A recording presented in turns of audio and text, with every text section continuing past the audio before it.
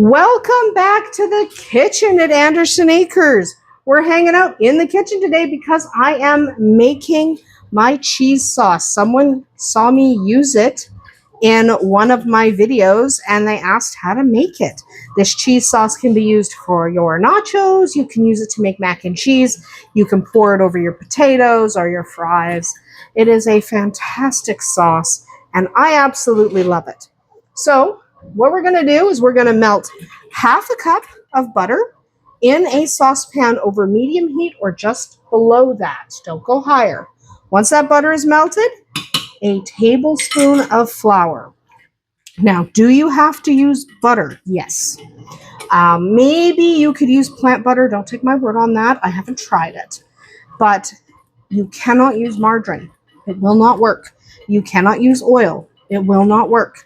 This will not work with beef tallow. This will not work with lard. This needs butter. Okay? Butter is part of what gives this sauce its amazing flavor. So you're going to whisk that around until that flour is dissolved. Now that flour will thicken it later on. You don't have to use wheat flour. You could use a rice flour or cornstarch. Once the butter is bubbly, add 2 cups of milk. From this point on, you have to keep this moving pretty well. Okay, so I'm going to start time-lapsing here and there, and we'll stop time-lapsing in between. But you have to keep this moving here because we want this milk to get hot, but we don't want it to scorch. So keep your milk moving. We're going to time-lapse until that milk is nice and warm.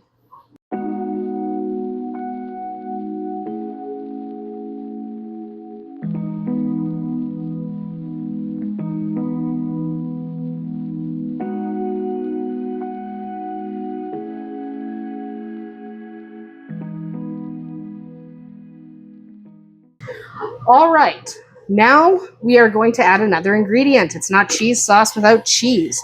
Your milk needs to be warm. We're going to start adding cheese. I'm using old cheddar, but you can use whatever is your favorite.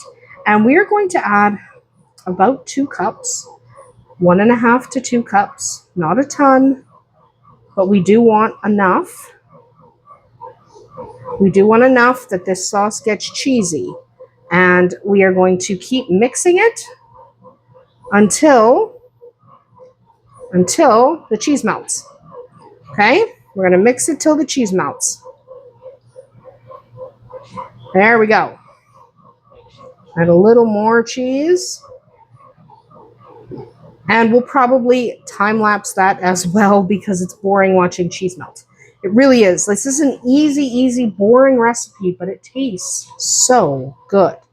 So 1.5 to 2 cups of cheese. I'm using old cheddar because I love the flavor of old cheddar. You could make a white cheddar. You could use a Gruyere if that's what you like. You could use marble. You could use just plain old regular cheddar. You can use whatever makes sense for you. I am using old cheddar. So let's time lapse till that cheese is melted.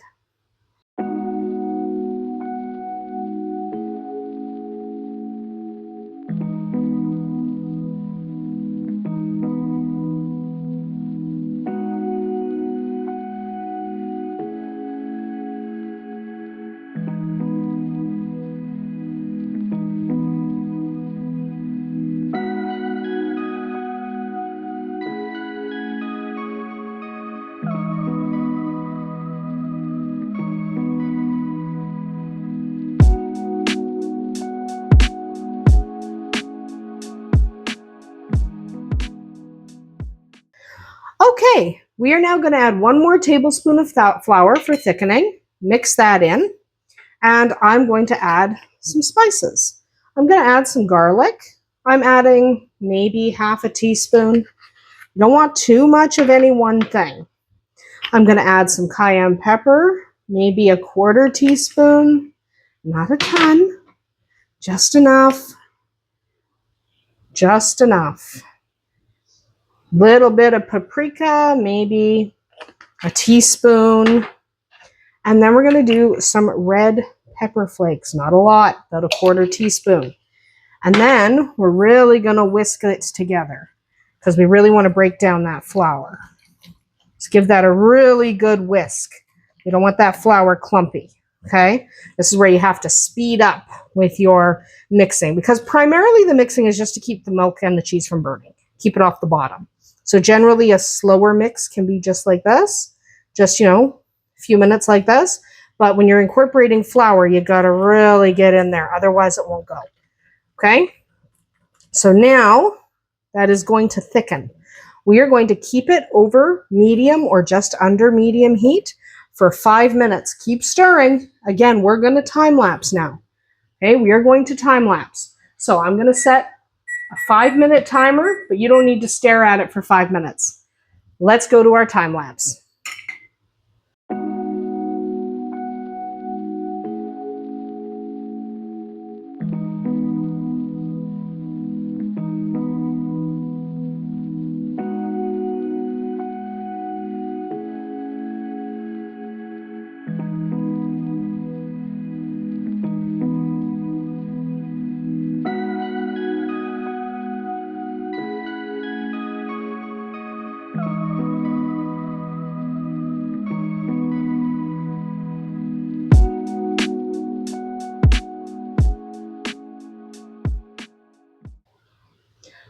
All right, that has been a total of 5 minutes. You can see it's really bubbling away.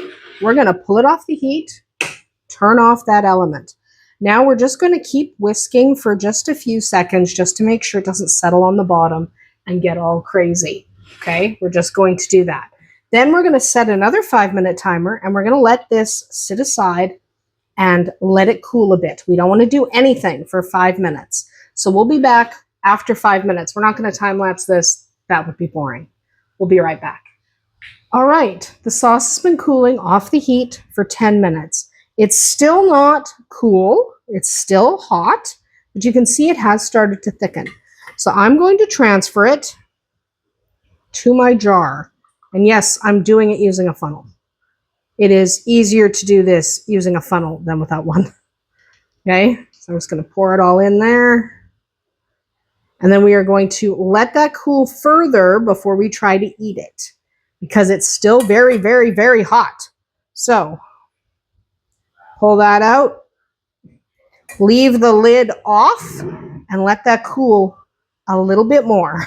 Okay, probably at least 10 minutes. We'll come back and we will give it a taste test. But right now, it is very hot and we want to make sure we do not burn our mouths. So we'll come back once that is cool enough to eat. Leave the lid off.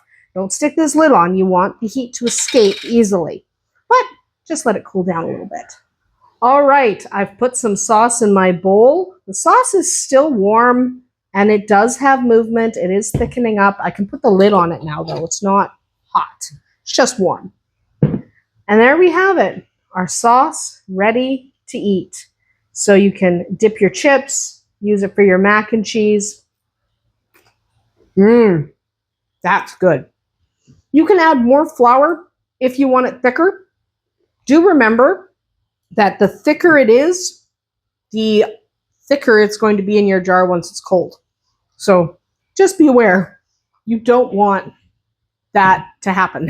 You don't want it to be solid in your jar. So you want it to still have some movement.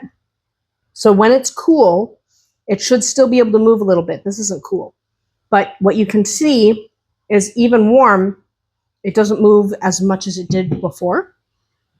So I did 2 tablespoons of flour. I wouldn't do more than that until you've made it a couple of times.